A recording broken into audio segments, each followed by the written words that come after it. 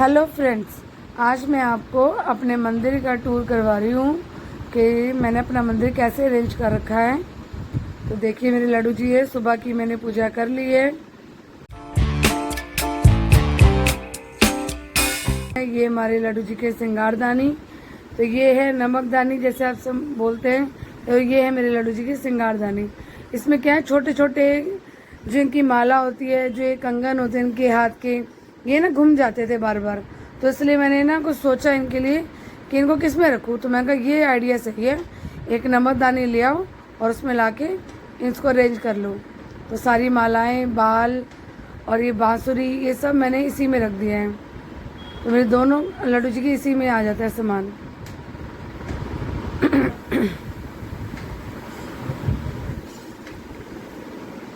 तो ये हैं हमारी माता रानी के कपड़े। तो सभी के मैंने कपड़े अलग अलग बॉक्स में ऐसे बना रखे हैं। तो मैं रोज़ तो सेवा नहीं कर पाती माता रानी की, लेकिन हफ्ते में एक दिन, संडे के दिन मैं इनको नहला के और इनके कपड़े बदल देती हूँ। इनकी सेवा मैं रोज़ तो नहीं कर पाती क्योंकि लड्डू जी की भी करनी पड़ती है मेरे को, और इतना टाइम नहीं होता, बच्चों की भी देखना होता है। तो इसलिए मैं हफ्ते में एक दिन कर पाती हूँ। तो माता रानी के सारी लहंगा चुन्नी सब मैंने इसी बॉक्स में डाल रखा है। और ये है मेरे छोटे लड्डू जी के लिए ना, बॉक्स छोटा पड़ रहा था तो मैंने बॉक्स सारे चेंज किए हैं, बड़े वाले बॉक्स बनाए हैं, छोटे के बड़े में, बड़े के छोटे में, ऐसे किया है। जैसे सारी मैंने इनकी पगड़ियाँ रख दी हैं और ये बड़े वाले में इनके कपड़े रख दिए हैं। और ये है मेरे बड़े लड्डू जी के कपड़े, इनको भी मैं अच्छे से अरेंज कर लूँगी। नीचे ना मैंने न्यूज़पेपर लगाया है, ये सही रहता है। तो नहीं तो आप मार्केट से भी आता है एक नीचे बिछाने वाला जो शेल्फ वगैरह पे, तो वो भी कटिंग करके बिछा सकते हैं। और इसको मैंने अच्छे से अरेंज करके कपड़ों को रख दिया है। सारे कपड़े इसमें ही इकट्ठे रहते हैं सबके। और ये हैं विंटर के कपड़े, ऊन के कपड़े जो बोलते हैं। ये मेरी सासू माँ ने बनाए थे और कुछ मैं बाज़ार से लाई थी। तो ये है गद्दा और ये कंबल रजाई। ये बड़ी टोकरी इसी में आ जाता है। ये थैली थोड़ी छोटी पड़ रही थी तो ये वाले मैंने बाहर रखे हुए हैं ऐसे ही, लेकिन ये भी गंदे नहीं होते हैं। इसको मैं कवर कर देती हूँ। और ये बहुत ही अच्छे लगते हैं, येलो कलर तो बहुत ही प्यारा लगता है मेरे लड्डू जी पे पहना हुआ। तो मोस्टली मैंने दोनों के कपड़े एक जैसे बनवाए हैं, एक ही कलर के। तो जब विंटर आएगी तब मैं आपको उनकी ड्रेसेस दिखाऊंगी। अभी इतना टाइम नहीं था क्योंकि सफाई करनी थी, और भी दिवाली का टाइम है आ रहा है, या नवरात्रि आ रहे हैं। तो नवरात्रों में मेरे को मंदिर की सफाई करी, इसलिए मैंने चलो आपको दिखाऊँ। और ये मैंने इनका सोफ़ा कम बेड बनाया था। और ये है सारे आसन, आसन भी मैंने इसी में रख रखे हैं। मुझे एक्चुअली ना मंदिर के लिए नए नए आसन लेना बहुत पसंद है, तो नए नए वैरायटी के मैं आसन लेके आती हूँ। अभी नवरात्रे आ रहे हैं तब भी मैं नए आसन लेके आऊँगी, क्योंकि माता रानी की चौकी लगाने के लिए भी बड़े बड़े आसन चाहिए होंगे। तो जो मैं आपको लाऊँगी वो मैं आपको ज़रूर दिखाऊँगी। और आप भी मेरे ब्लॉग ज़रूर देखिएगा नवरात्रों का। और ये है टोकरी हमारी नाइट की, ये मेरे लड्डू जी के सारे में नाइट की, जैसे बेडशीट हो गई, इनके ओढ़ने की, बिछाने की, और ये पिलो कवर हो गए, इनके नाइट सूट हो गए। ये बड़े वाले लड्डू जी के लिए हैं नाइट सूट। मेरे बड़े वाले लड्डू जी 8 नंबर के हैं और छोटे वाले 2 नंबर के हैं। तो कॉटन के हैं ये, प्योर। ये गर्मियों में भी पहनाऊँ बहुत अच्छे रहते हैं, और ठंड में मैं इनको इनर पहनाती हूँ अंदर से। और ये नीचे वाले बिल्कुल कॉटन प्योर के कपड़े हैं, जो ज़्यादा गर्मी होती है तब पहनाती हूँ। और ये हैं हमारी गुल्लक लड्डू जी की, और जैसे पूजा का जो सामान होता है ना, वो है इसमें डालती हूँ मैं डस्टबिन में।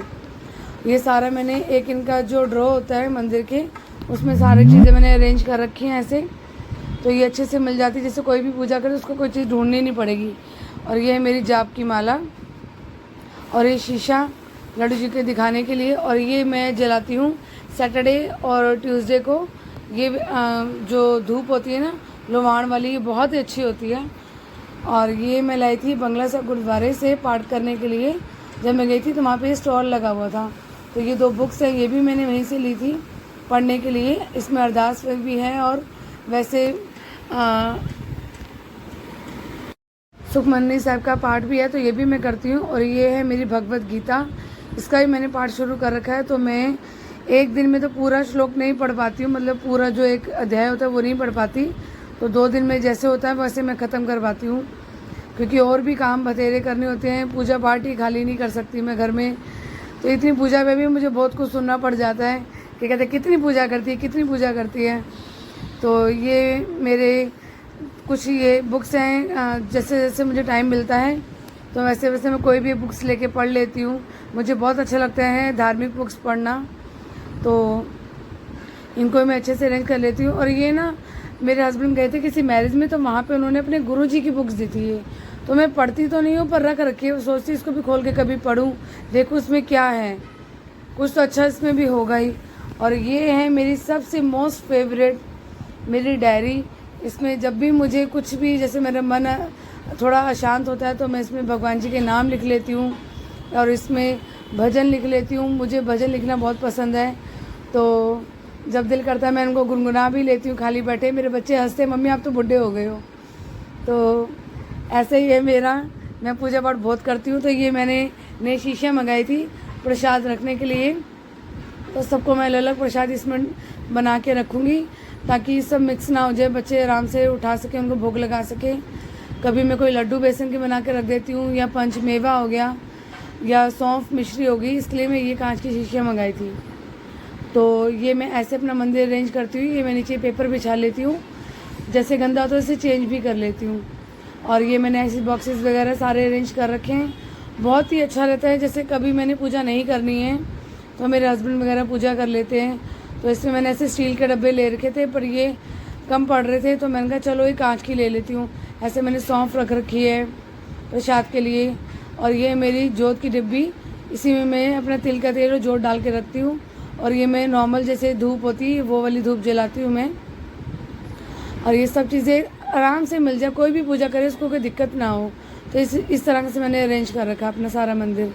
तो सब चीज़ें आराम से मिल जाती है मेरे को भी, और बच्चों को भी कोई दिक्कत नहीं होती है। तो ये है मेरी ना बड़ी टोकरी है ये, इसका ये ऊपर का ढक्कन है। तो ये ना जो ऊपर का जो हमारी शेल्फ है नहीं थोड़ी नीचे है, तो इसको मैंने निकाला क्योंकि ये अड़ती थी, बंद नहीं होता था, तो मैंने भी इसे एक ऑर्गेनाइज़र के हिसाब से यूज़ करती हूँ। तो ये मेरे छोटे वाले लड्डू जी का जो झूला है, बड़े वाले का तो आता नहीं है, तो इसमें मैं छोटे वालों का रखती हूँ। और ये है मेरी जो जैसे अखंड जोत जलाते हैं ना, इसमें वो रखती हूँ यहाँ पे।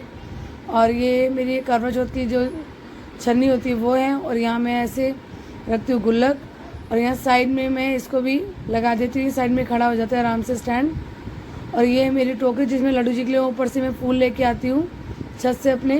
और ये गंगा जल साइड में, वैसे बड़ी बोतल भी हमारे पास है लेकिन छोटा मैं इसमें भर के रखती हूँ ताकि छिड़काव करने में भी दिक्कत ना हो। और ये जाली जोत पे जैसे हम पंखा चलाते हैं तो जाली रखनी पड़ती है जोत पे। और ये बादाम है, इसको मैं सबको ट्रांसफ़र कर लूँगी शीशी में, अभी तो मैं इसमें यही अरेंज कर देती हूँ साइड में। और ये मेरी माला रखने का जो थैला होता है वो है। तो ये मेरा ये मिश्री है, तो मिश्री मैंने अभी जन्माष्टमी में ली थी, तब से डब्बी नहीं मिल रही थी, तब से थैली में पड़ी हुई है। तो अब देखिए ये है, मैंने एक जुगाड़ किया था अपने लड्डू जी के कपड़े सुखाने का। तो ये है डोंगे का ना ग्लास का ढक्कन था, उससे अरेंज किया, तो मैं कपड़े इस पे इन पे सुखाती हूँ। तो ये मैंने मंदिर को ऐसे अरेंज कर रखा है। तो ये मंदिर भी आप मानोगे मुझे छोटा पड़ता है। तो मंदिर हमने ना नया लिया था लॉकडाउन में, जब मेरा पहला लॉकडाउन लगा था ये तब लिया था। तो कैसा लगा आपको मेरा ये ब्लॉग, कमेंट में ज़रूर बताएं।